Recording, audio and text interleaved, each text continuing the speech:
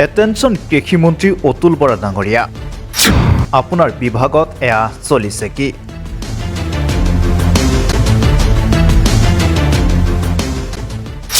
বৰপেটা আৰু গোৱালপাৰা সীমান্তত বগা ইউৰিয়া সাৰৰ কলা বেহা। ছফিউৰ আৰু মেহবুবৰ নেতৃত্বত চলি আছে এই বগা সাৰৰ কলা বেহা। প্ৰথমে এই দৃশ্যটোলৈ মন কৰক। এয়া হৈছে বৰপেটা জিলাৰ চেঙা সমষ্টিৰ অন্তৰ্গত অজুৰীৰ গাঁৱৰ দৃশ্য। এই গাঁওখনৰ ওপৰেদি একাংশ অসাধু লোকে দিনে নিশাই চলাই আছে বগা সাৰৰ কলা বেহা। অসাধু চক্ৰৰ বাবে উচিত মূল্যতকৈ বেছি মূল্যত সাৰসমূহ ক্ৰয় কৰি আছে দুখীয়া কৃষকসকলে। বৰপেটাৰ হাউলিৰ মেহবুবৰ নেতৃত্বত গোৱালপাৰা হৈ চোৰাংভাৱে সৰবৰাহ হৈ আছে এই বগা সাৰৰ কলা বেহা।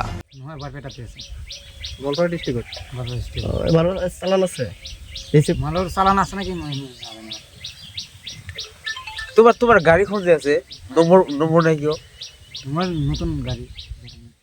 বৰপেটাৰ পৰা গোৱালপাৰালৈ কেনেকৈ এইগৰাকী মেহবুবে চলাই আছে বগা ইউৰিয়া সাৰৰ কলা বেহা? আৰক্ষীয়ে কিয় মেহবুবৰ নলয় ব্যৱস্থা? এই অবৈধ ৰাসায়নিক ইউৰিয়া সাৰৰ ব্যৱসায় দীৰ্ঘদিন ধৰি চলাই আহিছে বুলি এক অভিযোগ উত্থাপন হৈছে। জানিব পৰা মতে এই অবৈধ ৰাসায়নিক সাৰৰ কলা ব্যৱসায়ীৰ লগত জড়িত আছে গোৱালপাৰাৰ ছফিউৰ ৰহমান ওৰফে ছফিত আৰু বৰপেটাৰ মেহবুব। এই ইউৰিয়া সাৰসমূহ দিনে নিশাই বৰপেটাৰ পৰা নাৱেৰে উজুৰীৰ চৰ হৈ যায় গোৱালপাৰালৈ। এই ব্যৱসায় চক্ৰ চালিত নাৱেৰে নদী পথেৰে চলাই আছে। আমাৰ এই প্ৰতিবেদনৰ পিছত কৃষি বিষয়াসকলে কি ব্যৱস্থা লয় সেয়া পৰৱৰ্তী সময়ত লক্ষণীয় হ'ব। নগৰপেটাৰ পৰা লোকমান হুছেইনৰ ৰিপৰ্ট, দ্য ক্ৰছ টাইমছ।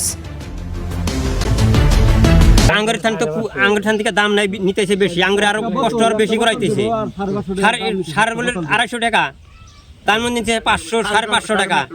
শহীদের উপরও তো রাজহুয়া অভিযোগ উত্থাপিত হয়েছে, বেশি দামত তেখেতেও বেশি দামে বেচতেছে তারা। আঙ্গুরে তো ও দামে তো দেয় নাই। আমি লেখা মানে কি মানে আছে ওটা তো আমরা লক্ষ্য করি না, তো আমরা তো পড়া জানি না।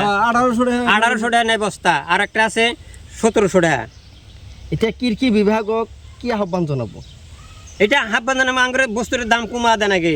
এটা আঙ্গুরে আমরা খেতি মানুষ, কৃষক মানুষ, আমরা এটার দাম কমা দিবার লাগে। আঙ্গুরে এটার দামটা কমা সরকারে দিলে কি হবো? আমরা তো পাইতেছি না। হ্যাঁ, ধানের পরিমাণ 900 টাকা, 1000 টাকা দাম আছে, 900 টাকা 1000 টাকা করে নিচ্ছে আঙ্গুরে। মুখ্যমন্ত্রী কি আহ্বান জানাবো? মুখ্যমন্ত্রী কি অনুরোধ? এটা আঙ্গুর জানার নাকবো যে কৃষির নিকে আঙ্গুর দানটা এত আঙ্গুরের দামটা এই আঙ্গুর কৃষক মাসে উচ্চ দামে বিক্রি করে। আঙ্গুর এই দানের দামটা কমা রাখা নাকবো, সেটা আমরা কৃষককে আমরা আবাদ করে খাবার পাবো।